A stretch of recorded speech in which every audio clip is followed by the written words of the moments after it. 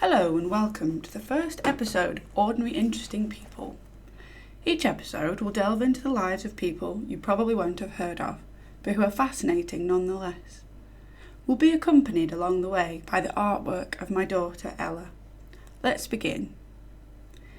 Our story begins at 52 Foster Street, Lincoln, a newly built terraced house in a side street off the High Street, a short walk away from the centre of town. It's winter 1897 and Robert Willie Kershaw has just been born.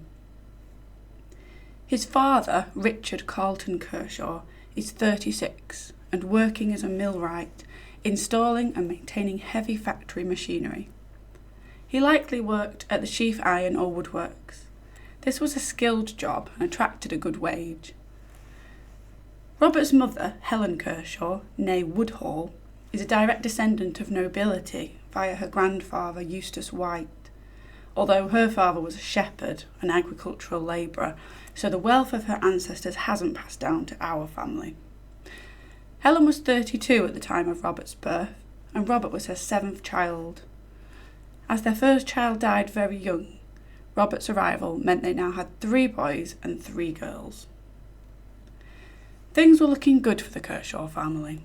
It would have been a bit of a squeeze having 8 people living in a 3-bedroom house, but this was typical of the time. The house also boasted a sitting room with bay window, a living room, scullery, pantry and outhouse. However, when Robert was just 6 years old and his mother was pregnant with her 8th child, his father Richard died, aged just 42. Helen, now 39 years old with 7 children to support, was in a very difficult situation. At this point, in 1904, there was no robust benefit system for people in her circumstance.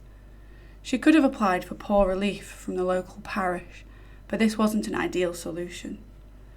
In a newspaper article, written 7 months after Richard's death, it is stated that present English Poor Law administration seeks only to relieve destitution, and its weak point is the needy must seek relief instead of relief seeking them. There was also a strong feeling at the time that many were taking advantage of the system and that there were deserving and undeserving poor. A quote from another newspaper article of the time said, "It is terrible to think that the fount of public pity and charity should be choked by hordes of drunken undesirables." Helen had little choice but to remarry, which she appeared to have done by the 1911 census, where she was listed as married to Frederick Lawson. Robert would have had to accept a stepfather into his life and home from the age of about 7 when Frederick moved in, not long after the death of his father. Frederick was a 62-year-old widower and father of 8, and a labourer and blast furnace man in an iron foundry. Working conditions in iron foundries were very tough. Temperatures were incredibly high and workers wouldn't have worn protective equipment at this time. It was common to get burns or become dehydrated. There would also be noxious fumes in the air which led to many lung complaints.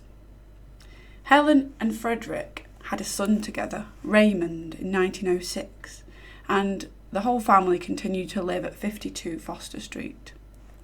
There's no evidence of a legal marriage between the two. Before meeting Helen, Frederick was fined on multiple occasions for not ensuring his children went to school. And his son, also called Frederick, was arrested for stealing a purse at the age of 9.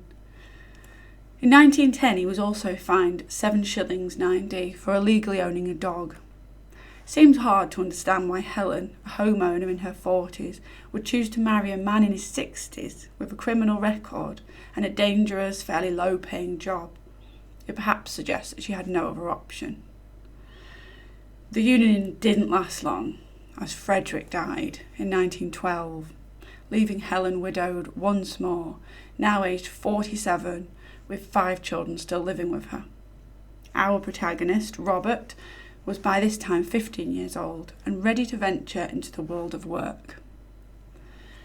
On the 29th of March 1914, Robert found work with the Midland Railway, at what is now Lincoln train station, just a 15-minute walk away from his home. Robert joined the passenger department as a parcel porter. At this time, working on a railway was incredibly dangerous.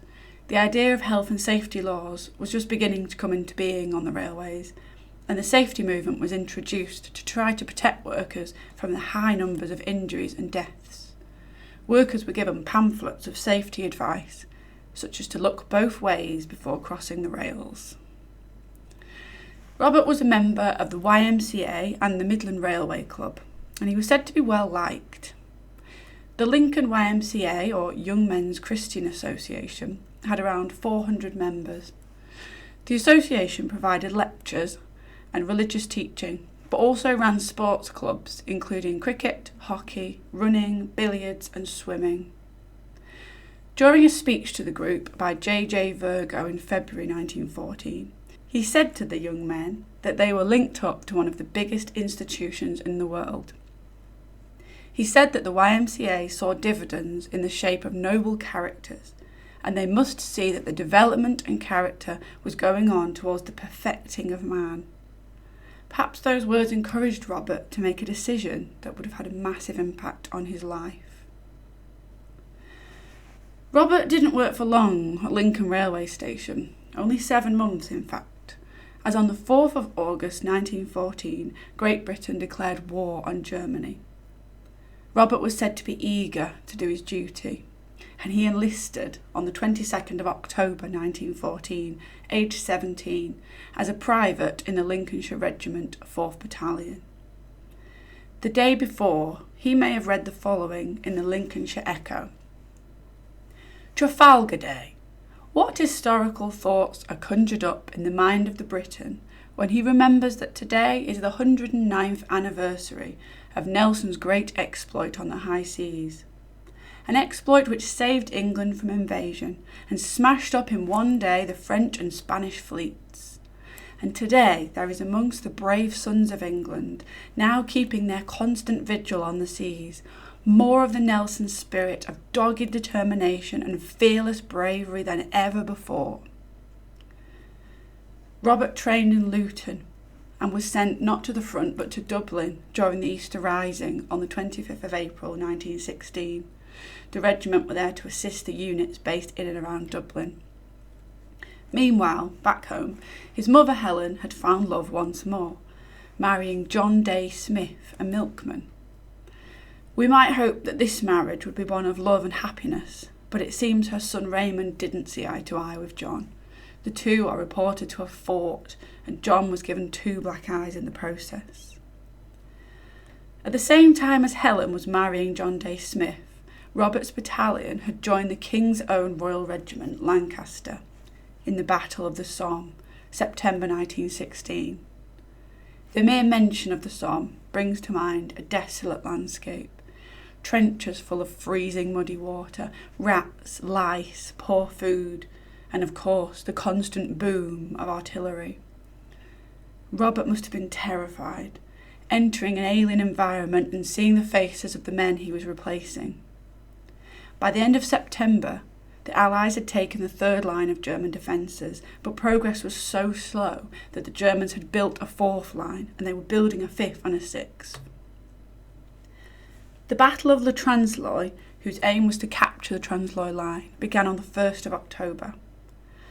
Progress was good for the first week, but as the weather continued to deteriorate, many believed the attacks were futile. Conditions were appalling, relentless artillery bombardment had turned the battlefield to dust, which now became a swamp with heavy rain. Despite the futility of the attack, on the 18th of October 1916, Robert was sent over the top to attack the German lines. Back home on the same day, Helen had finally received £260, the money bequeathed to her by Robert's late father Richard, who had died 12 years earlier. The following day, Helen received a letter. It read, "I am very sorry to tell you that your son was severely wounded in the chest on the 18th instance and brought to our hospital, where he is still in a rather serious condition. Everything possible is being done for him, and I will let you know again as to how he's going on."